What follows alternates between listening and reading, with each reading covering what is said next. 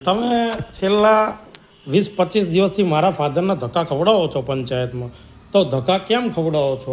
એના તમારો કોઈ પરિપત્ર છે? સહી સિક્કા નહીં કરીએ પણ તમારા સત્તામાં આવે છે, એનું આધાર કાર્ડ છે, ચૂંટણી કાર્ડ છે, રેશન કાર્ડ છે, લાઇટ બિલ છે, તેમ છતાં તમે 1 મહિનાથી મારા ફાધરના ધક્કા કેમ ખવડાવો છો? આની સિવાય આની પહેલાં સરપંચશ્રીએ મારા ફાધરના 1 મહિનાથી 45 દિવસ સુધી ધક્કા ખવડાવેલા છે, એ દાખલો પડ્યો છે. તો પુરાવા પૂરતા હોવા છતાં તમે ધક્કો કેમ ખવડાવો છો? એનું તમે મને કારણ બતાવો. પહેલાં તો એ બેન છે કે આપણા ગામના છે નહીં, એમના જ્યાં નેટિવ હોય ને ત્યાં એના જાતિનો દાખલો નીકળે. ક્યાંથી?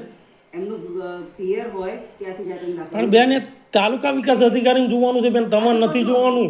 ટીડીઓ તાલુકા દાખલો તમારે કાઢવાનો છે બેન. દાખલો કાઢવાની સત્તા કોની છે? સાઈન અહીંથી ફોર્મ થશે ને પછી થશે ને. પણ બેન, ફોર્મમાં તમારે એ જોવું જરૂરી છે? તમારી જોડે પરિપત્ર છે કે ત્યાંનું કોઈ ડોક્યુમેન્ટ છે? તો પરિપત્ર બતાવો મને.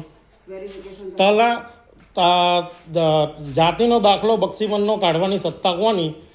તાલુકા વિકાસ અધિકારીની, ટીડીઓની, બરાબર? એ તમારી સત્તામાં આવતું નથી. તમારા ડોક્યુમેન્ટ શું જોવાના? ચૂંટણી card, Aadhaar card, ration card, light bill, document પૂરતા છે, છતાં તમે મહિનાથી મારા ફાધરના કેમ પાછળ? તમે કીધું સોગંદનામું લાવો, સોગંદનામું કરી દીધું, તેમ છતાં તમે ધક્કા કેમ ખવડાવો છો? પણ બેન અહીંના છે જ નહીં, તો પછી ગામના છે જ નહીં. પણ બેન, એ તાલુકા વિકાસ અધિકારીનો વિષય છે. તમે જેના સહી સિક્કા કરી આપો ને કોરામાંય કરી આપો છો. સાંભળો બીજી વાત, કોમલબેન કાર્તિક કુમાર પટેલ, એમનું પિયર થાય જરોદ, તાલુકો વાઘડિયા, જિલ્લો વડોદરા. એમની સાસરી થાય બદરખા, તાલુકો ધોળકા, જિલ્લો અમદાવાદ. એમની મોસાળ સાસરી થાય જલાલપુર વજીફા, તાલુકો ધોળકા, જિલ્લો અમદાવાદ. એમનો જન્મનો દાખલો એમના પિયરમાંથી નીકળે, તેમ છતાં તમે આ ગ્રામ પંચાયતમાંથી કાઢી આપો છે. એની એફઆઈઆર થઈ છે, ચિંતા ના કરશો. એની આરટીઆઈ મેં માગી લીધી છે, એફઆઈઆરની કોપી આવશે, હું એટેચ કરીશ, બરાબર? એનો તમે જવાબ આપજો.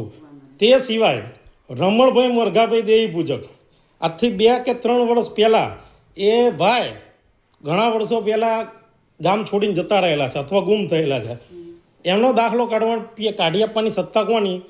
પ્રાંત ઓફિસમાં એની પ્રાંત સાહેબ સામે એની અપીલ દાખલ થાય, ત્યારબાદ પ્રાંત સાહેબ હુકમ કરે ગ્રામ પંચાયત તરફ, ત્યારબાદ એ હુકમના આધારે તમારે રજિસ્ટરમાં નોંધીને દાખલો આપવાનો. તેમ છતાં એ દાખલો તમે કાઢી આપો છે. આટલા ખોટા કામ થાય છે ગ્રામ પંચાયતમાં, તેમ છતાં બેન, આ મારું સાચું કામ હોવા છતાં તમે કેમ નથી કરી આપતા? તમે મને ના થાય હોય તો લેખિતમાં આપો કે એમના પિયરમાંથી નીકળશે, અહીંથી નહીં નીકળે. એટલે બેન, મારે તમારી જોડે કોઈ ચર્ચા કરવાની રહેતી નથી પછી, બરાબર? અને તમે મને એવું લેખિતમાં આપી દો કે આ દાખલો અહીંયા જલાલપુર વજીફા ગ્રામ પંચાયતમાંથી નહીં નીકળે, એમના પિયરમાંથી નીકળશે, બરાબર? બેન, લવ મેરેજ કરેલા હોય તો ડોક્યુમેન્ટ ક્યાંથી લાવવાના? અહીંયા જે પૂરતા ડોક્યુમેન્ટ છે જલાલપુર વજીફાના, બરાબર? એટલે તમે જો મને બેન, પણ તમે મને લેખિતમાં આપી દો ને, કંઈ નહીં.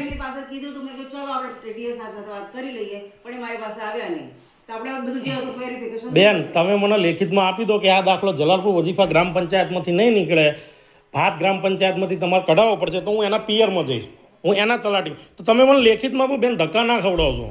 તમે જાતિવાદ કરો છો બેન. તો કોમલબેન કાર્તિક કુમાર પટેલ, એમનું પિયર થાય જરોદ, અને તમે મોસાળ સાસરીનો દાખલો કાઢી દીધો, એની એફઆઈઆર બી છે બેન, તમારી ઉપર થયેલી છે. 2025નો કેસ છે. આની પહેલાં બી સરપંચશ્રીને તમે 1.5 મહિના પાછળ ફેરવાય, એટલે સરપંચશ્રીને તમે જાતિવાદ કરો છો.